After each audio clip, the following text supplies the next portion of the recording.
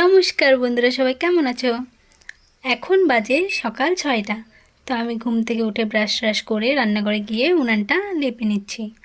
আর আজকে মা বাড়িতে রয়েছে, তাই মা সব সবজি টবজি কেটে নিচ্ছে, কেটে ধুয়ে ধুয়ে সব রেডি করে নিচ্ছে। আর আমি এইখান দিয়ে উনানটা লেপে নিচ্ছি, কারণ দিন দিন যে হারে গরম বাড়ছে, এই গরমে রান্না করতে অনেক গরম লাগে। তো তার জন্য যতটা সম্ভব আমি আর মা মিলে রান্নাটা তাড়াতাড়ি সেরে নেওয়ার চেষ্টা করি। তো এইখানে উনান আমার লেপা হয়ে গেছে আর মাও সব কিছু ধুয়ে আনছে। তারপরে আমি হাঁড়িটা বসিয়ে দিলাম, বসিয়ে দিয়ে এখানে আগুনটাও ধরিয়ে দেব। তারপরে উনানকে নমস্কার করে নেবো, কারণ উনানকে নমস্কার করলে নাকি আগুনটা তাড়াতাড়ি ধরে যায় আর আগুনটা নিবে না। তো ব্রহ্মা বিষ্ণু মহেশ্বর বলে এমন 3বার নমস্কার করে আগুনটা আমি ধরিয়ে দিলাম। তারপরে মা বলে কি কিছু খেয়ে নে, নয়তো আবার খিদা লাগবে, রান্না করতে করতেই কিছু খেয়ে নে। তো আমি এখানে নিয়ে নিলাম খাওয়ার জন্য কলা, চিনি, দুধ আর মুড়ি। তো এখানে রান্না করব আর সাথে সাথে খেয়েও নেব। তো এইখানে আমি নিয়ে নিলাম খাওয়ার জন্য। আর এখান থেকে উনানের উপর কড়াইটা বসিয়ে দিলাম। যত সময় না কড়াইটা গরম হয়ে যায়, তেলগুলো গরম হয়ে যায়, তত সময় এখানে কলাগুলোকে টুকরো টুকরো করে কেটে নেব। তো এখান দিয়ে আমার কাটতে কাটতে কড়াইয়ের ভিতরে তেলটাও গরম হয়ে যাবে। তারপরে ওর মধ্যে আমি রান্না করব আজকে শাক আর কলা দিয়ে, আলু দিয়ে আর টমেটো দিয়ে নিরামিষ তরকারি। এই গরমের দিনে বেশি মশলার তরকারির থেকেও কম মশলা দিয়ে সাধারণ উপকরণ দিয়ে সবজি রান্না করলে বেশ ভালো লাগে।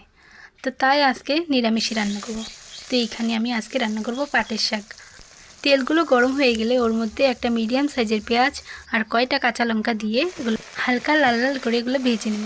তারপর ওর মধ্যে কেটে রাখা পাটের শাকগুলো দিয়ে দেব, দিয়ে ওর মধ্যে স্বাদ অনুসারে অল্প একটু নুন দিয়ে দেব। নুন দিয়ে এগুলোকে একটু নাড়াচাড়া করে ঢেকে দিয়ে দেবো। তারপর ওর মধ্যে কিছু সময় পর হলুদ দেব, হলুদ দিয়ে একটু ভাজা করে নিলেই পাটের শাক হয়ে যাবে। তো এখানে আমার পাটের শাক রান্না হয়ে গেছে। তারপরে বসিয়ে দেব কলা, আলু আর টমেটোর তরকারি। তো এখানেও যখন তেলগুলো গরম হয়ে গেছে, ওর মধ্যে জিরা দিয়ে সবজিগুলো ঢেলে দেবো। প্রথমে অল্প একটু ঢালবো, তারপরে সবগুলো দিয়ে দেবো, নয়তো সব একসাথে ঢাললে তেলগুলো সব ছিটে বাইরে পড়ে যায়।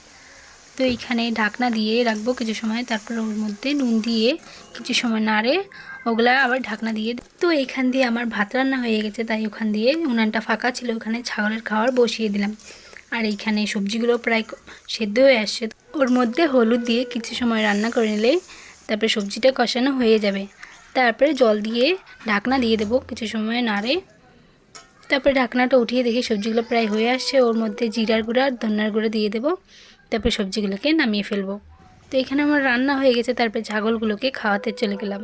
তোমরা যারা যারা আমার চ্যানেলে নতুন এসেছো তারা আমার চ্যানেলটাকে সাবস্ক্রাইব করতে ভুলবে না এবং ভিডিওটাতে লাইক করে দেবে। আজকের জন্য এতটুকুই, দেখা হচ্ছে নেক্সট ভিডিও।